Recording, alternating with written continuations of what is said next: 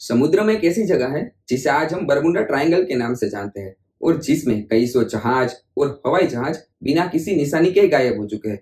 तो आपने कभी सोचा है कि इस रहस्यमय जगह को हम बरमुडा ट्रायंगल ही क्यों कहते हैं? तो उसको जानने के लिए हमें थोड़े समय में पीछे जाना पड़ेगा।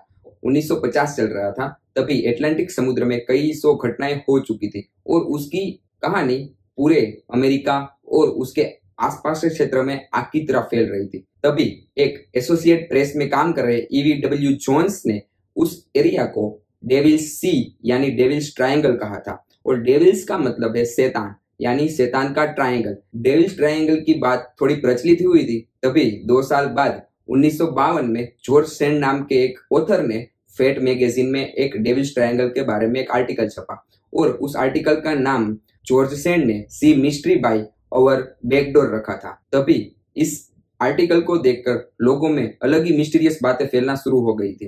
तभी थोड़े ही सालों बाद विंसेंट गेडिस नाम के एक लेखक ने 1964 में आर्गोसी नाम के एक मैगजीन में एक आर्टिकल छपा और उस आर्टिकल भी डेविल्स ट्रायंगल के बारे में ही था और विंसेंट गेडिस ने उस आर्टिकल का नाम द डेडली बरमुडा ट्रायंगल रखा था।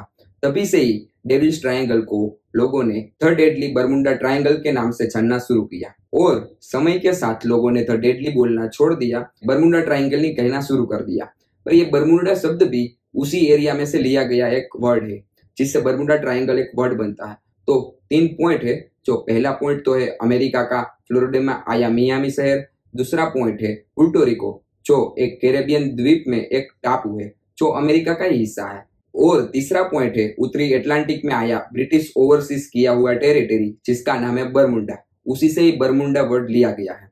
ये तीनों पॉइंट को मिलाकर एक ट्रायंगल बनता है। तो उसी बरमुडा की वजह से आज हम जानते हैं द डेडली बरमुडा ट्रायंगल यानी आज का बरमुडा ट्रायंगल।